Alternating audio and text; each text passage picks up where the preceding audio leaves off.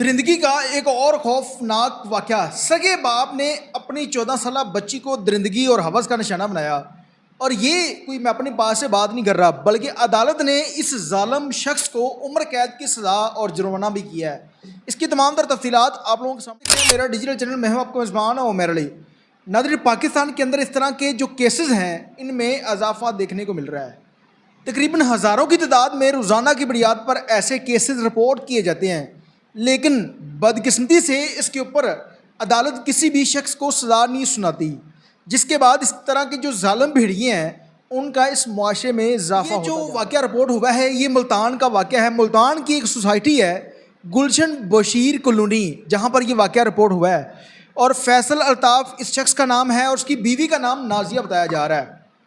और ये वाक़या 2023 का है। जून 2023 में एक जालिम भेड़िए ने अपनी सगी बेटी को दरिंदगी और हवस का निशाना बनाया और तकरीबन 2 साल बाद जाकर अदालत ने उस शख्स को सज़ा सुनाई है। तमाम तर सबूत आप लोगों के सामने रखने जा रहा हूँ। और बहुत सारे लोग नीचे इस तरह के कमेंट्स भी करेंगे कि ये फेक रिपोर्ट है, फेक वाक़या है, लेकिन अदालत तब किसी शख्स को सज़ा सुनाती है जब वो वाक़या उस शख्स के ऊपर साबित हो जाता है। 2023 में मुल्तान के अंदर गुलशन बशीर कॉलोनी में एक अल्ताफ़ नामी शख्स रहता था, जिसकी बीवी का नाम नाजिया बताया जा रहा है। अल्ताफ़ एक करियाने की दुकान चलाता है। नाजिया की एक दिन बहन, जिसकी सास की वफ़ात हो जाती है, और नाजिया अपनी बहन की सास के घर जाती है, अपनी बहन के घर जाती है। और पीछे से इसकी सिर्फ एक बेटी थी, जिसका हम फर्दी नाम जो है वो आयशा रख लेते हैं।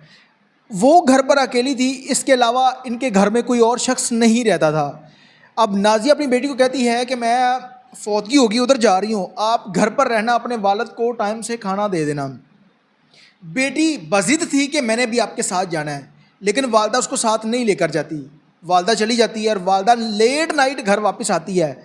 अब जब वो घर वापस आई, उसने देखा कि उसकी बेटी रो रही है, उसको आवाज़ें दे रही है वालदा, लेकिन बेटी उठ के कमरे से बाहर नहीं आई, रोई जा रही है। वालदा कमरे में गई, जाकर उससे पूछा कि तुम्हें हुआ क्या है, जिस पर बेटी कहती है कि 2 बजे के करीब मेरा वालिद घर पर आया था और उसने मेरे साथ इस तरह की दरिंदगी की है।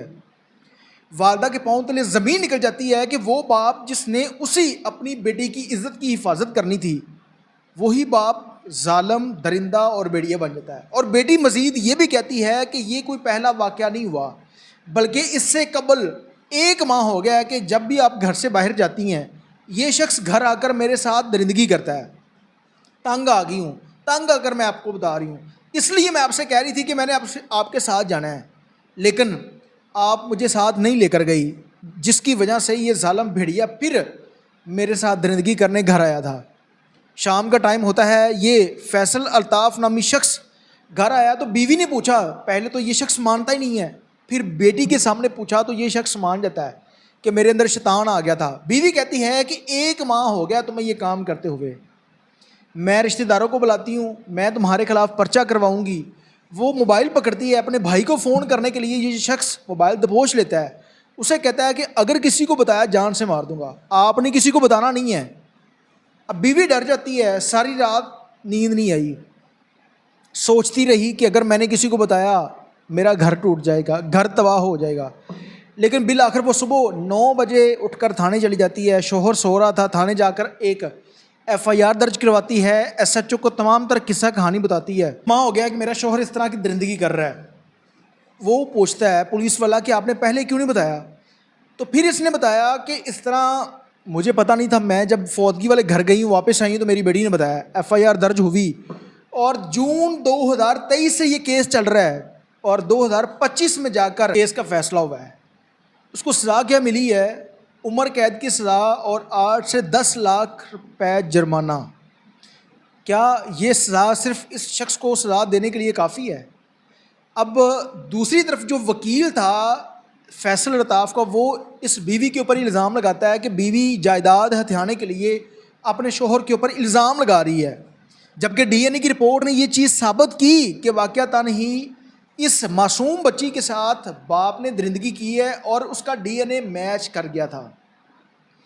जिसके बाद अदालत ने फ़ैसला सुनाया है और ये हमारे लिए एक लम्हा फ़िक्रिया भी है और हमारे लिए शर्मनाक बात है। इस मुआशरे के अंदर हम मुसलमान सिर्फ नाम के मुसलमान हैं, हो क्या रहा है। इसलिए इस जालिम भेड़िए को ऐसी सज़ा देनी चाहिए कि तमाम तर लोगों के लिए, तमाम तर उम्मत मुसलमान के लिए इस शख्स को निशान इबरत बनाना चाहिए। इससे कबल मैंने एक कसूर के अंदर केस रिपोर्ट किया था, जिसमें इसी तरह से बाप ने अपनी बेटी को दरिंदगी का निशाना बनाया था, जिसमें उस बाप का भी इंटरव्यू मैंने किया था। और उसके बाद उस बेटी के यहाँ एक नाजायज़ बच्चे ने जन्म लिया। मत खुद बताएगी कि क़यामत क्यों ज़रूरी थी। खुदा के लिए वो हुक्मरान जो बैठे हैं, कानूनदान, और जो हमारा जुडिशरी सिस्टम है, उससे गुजारिश है कि इस तरह के जो जालिम भेड़िए हैं, इनको निशान इबरत क्यों नहीं बनाया जाता। इबरत, निशान इबरत बनाए ताकि इस तरह के जालिम भेड़िए जो इस तरह की सोच भी रखते हैं, उन लोगों को डर और खौफ हो कि हम पकड़े गए तो हमारा ये हाल होगा। बहरहाल कमेंट सेक्शन के अंदर अपनी राय का इज़हार ज़रूर कीजिएगा। इसके साथ ही अपने मेज़बान मेरा को इजाज़त दीजिए और देखते रहिए मेरा डिजिटल चैनल अलाना की बात।